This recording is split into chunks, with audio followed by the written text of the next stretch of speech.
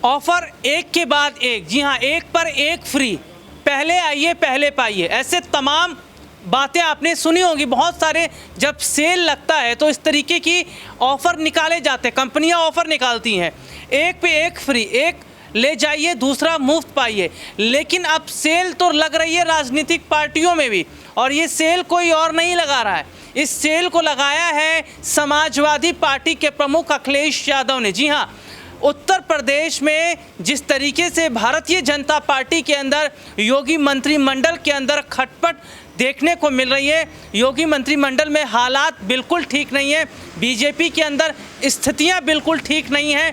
केशव प्रसाद मौर्य का दिल्ली आना, दिल्ली में बड़े नेताओं के साथ बातचीत करना, मुलाकात करना, उसके बाद वापस उत्तर प्रदेश चला जाना बहुत कुछ कह रहा है। इसको देखते हुए अखिलेश यादव ने एक ऑफर रख दिया, ये मानसून ऑफर है, 100 लाइए सरकार बनाइए। जी हाँ, 100 लाइए और सरकार बनाइए। और सबसे बड़ी बात यह है कि केशव प्रसाद मौर्य अब बगावत पर उतर आए हैं।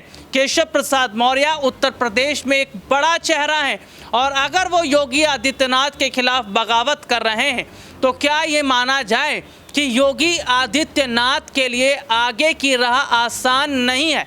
2027 का जो चुनाव है वो चुनाव अब बहुत बड़े अंतर से, जी हाँ, जो लड़ा जाएगा, हो सकता है वो केशव प्रसाद मौर्य का चेहरा हो। नमस्कार, मैं हूँ राहुल शर्मा और आप देख रहे हैं हमारा खास प्रोग्राम। इस प्रोग्राम में हम चर्चा कर रहे हैं उत्तर प्रदेश की।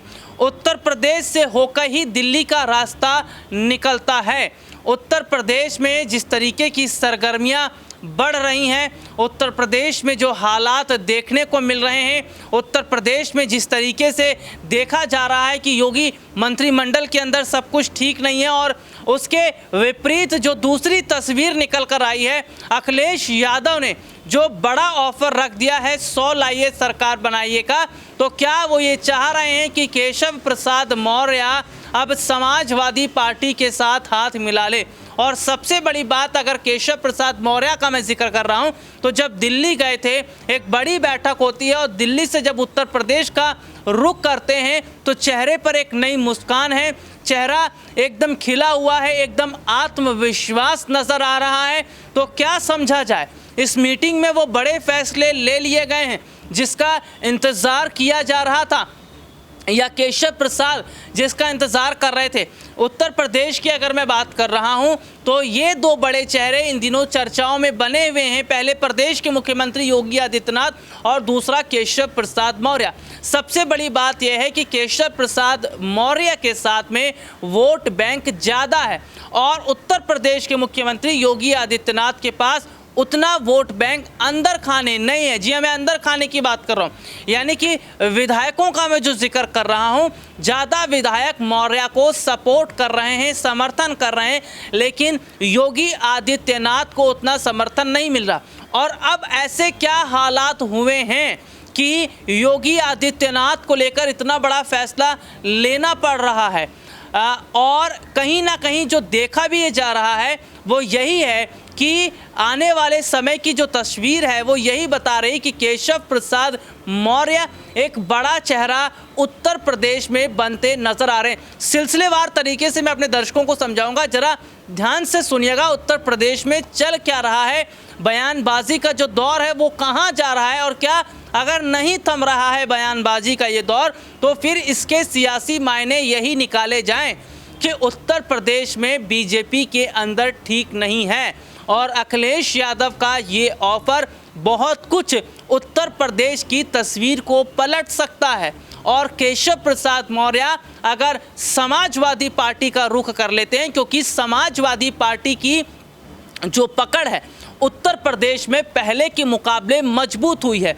जो हाल ही में लोकसभा चुनाव के नतीजे आए, उस चुनावी नतीजे के दौरान एक बात तो साफ देखने को मिली कि धर्म कहीं ना कहीं हार गया और जाति बहुत बड़े अंतर से जीती है। सबसे बड़ी बात देखिए, अयोध्या में राम मंदिर का निर्माण कराया गया, राम मंदिर को लेकर सरकार क्या से क्या कदम उठा रही थी, लेकिन जब तस्वीर सामने आती है तो देखा यही जाता है कि अयोध्या में बीजेपी को नुकसान होता है। उनके जो उम्मीदवार है वो वहाँ से चुनाव हार जाते हैं।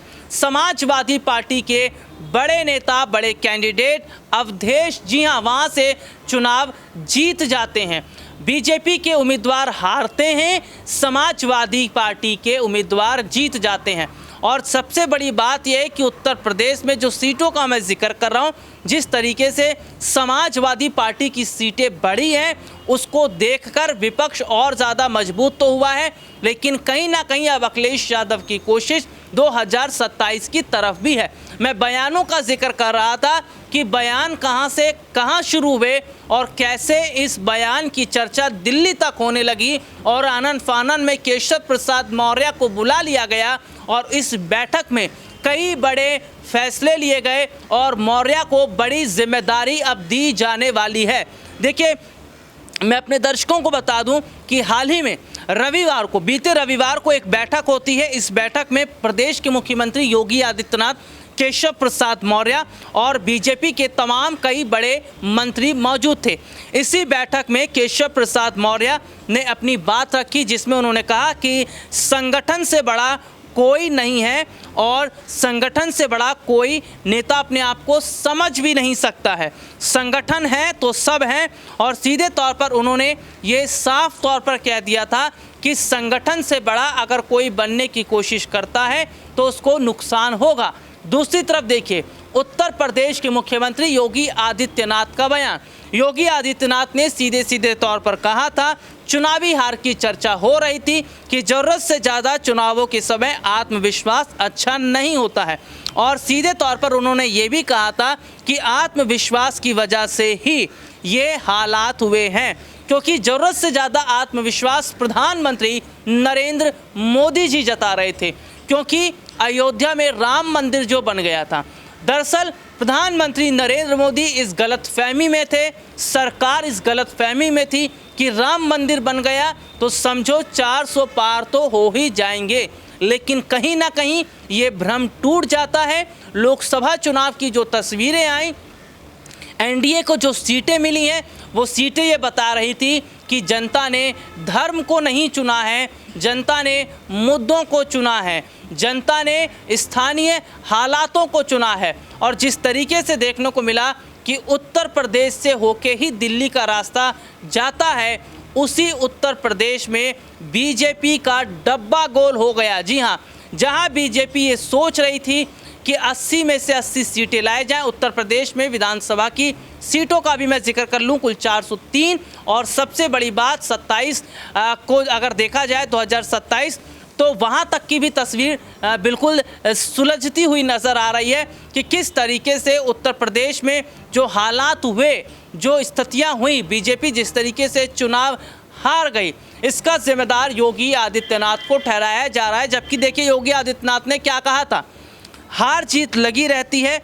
लेकिन इसका मतलब ये नहीं कि किसी हार की जिम्मेदारी किसी एक को दे दी जाए। और उन्होंने ये भी कहा था, ये सब आत्मविश्वास की वजह से हुआ है और आत्मविश्वास ज़रूरत से ज़्यादा नहीं होना चाहिए। तो सीधे सीधे तौर पर अगर मैं बात करूं तो जिस तरीके से ये देखा जा रहा है, काफ़ी समय से उत्तर प्रदेश में जब से बीजेपी की ये परफॉर्मेंस रही है, इतनी कम सीटें उनकी आई हैं, तो हार का जो ठीकरा जो फोड़ा जा रहा था योगी आदित्यनाथ पर, उस पर उन्होंने कहीं ना कहीं अंकुश तो लगा दिए। लेकिन क्या दिल्ली में जो बैठक हुई है, उस बैठक में बड़ा चेहरा उत्तर प्रदेश में अगर केशव प्रसाद मौर्य को रखा जा रहा है, तो क्या योगी आदित्यनाथ वाकई अब साइड लाइन कर दिए गए हैं या साइड लाइन कर दिए जाएंगे? लेकिन अखिलेश यादव का ऑफर भी बहुत कुछ समझ में आ रहा है। हालांकि मैं अपने दर्शकों को बताऊं, लोकसभा चुनाव के जब नतीजे आते हैं, उसके बाद आरएसएस प्रमुख मोहन भागवत का बयान तो आता ही है,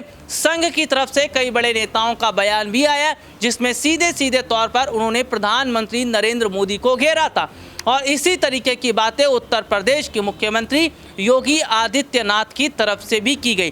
तो मौजूदा समय की जो तस्वीर है, जो मौजूदा समय के हालात हैं, वो यही बता रहे हैं कि उत्तर प्रदेश में जिस तरीके से स्थितियां योगी मंत्रिमंडल के अंदर बनी हुई हैं, और कहीं ना कहीं योगी सरकार, या मैं योगी आदित्यनाथ की बात करूं, काफ़ी समय से चर्चा चल भी रही थी राजनीतिक गलियारों में कि प्रदेश के मुख्यमंत्री योगी आदित्यनाथ को बदला जा सकता है, मुख्यमंत्री चेहरा दूसरा रखा जा सकता है। लेकिन शायद केशव प्रसाद मौर्य जिस लंबे समय से, इस लंबे वक्त से इंतज़ार कर रहे थे मुख्यमंत्री बनने का, वो अब कहीं ना कहीं सपना पूरा होता नज़र आ रहा है। क्योंकि जो मुख्यमंत्री बनने की बात वो बहुत पहले कह भी रहे थे इशारों में। देखिए, सबसे बड़ी बात और दिलचस्प बात आप सुनिएगा, जब बयान केशव प्रसाद मौर्य ने दिया कि कोई संगठन से बड़ा नहीं हो सकता और सबको संगठन के साथ ही चलना पड़ेगा, जो ट्वीट उनका आया उस ट्वीट को वो डिलीट कर देना पड़ा था। जी हाँ, उस ट्वीट के बाद काफ़ी और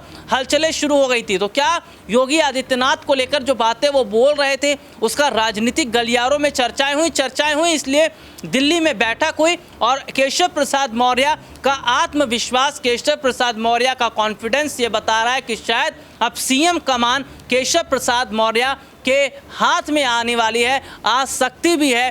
क्योंकि बीजेपी को अगर उत्तर प्रदेश में और झटका लगता है तो उनके लिए आगे का रास्ता और मुश्किल होगा। लेकिन कहीं ना कहीं उपचुनावों का भी अगर मैं जिक्र कर लेता हूं तो जो उपचुनाव होने वाले हैं 10 सीटों पर, और सीधे तौर पर ये देखा भी जा रहा है कि ये भी उपचुनाव आगे के नतीजों को तय करेंगे। हालांकि इस उपचुनाव को जीतने के लिए बीजेपी तमाम तरीके की रणनीतियां बना रही है, बीजेपी की तरफ से तमाम कोशिशें भी की जा रही हैं।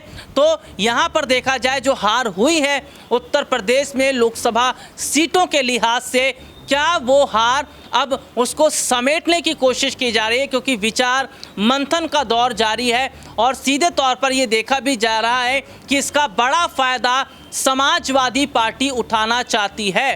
क्योंकि समाजवादी पार्टी अब धीरे धीरे न सिर्फ उत्तर प्रदेश में मजबूत हो रही है बल्कि मुसलमान वोट बैंक को भी मजबूत कर रही है। जी हाँ, मैं अपने अगले प्रोग्राम में भी ज़रूर अपने दर्शकों को बताऊंगा उत्तर प्रदेश में मुसलमानों का रुख क्या है और उत्तर प्रदेश में जो उपचुनाव होने वाले हैं उसका कितना बड़ा फ़र्क पड़ेगा मुस्लिम वोट बैंक का।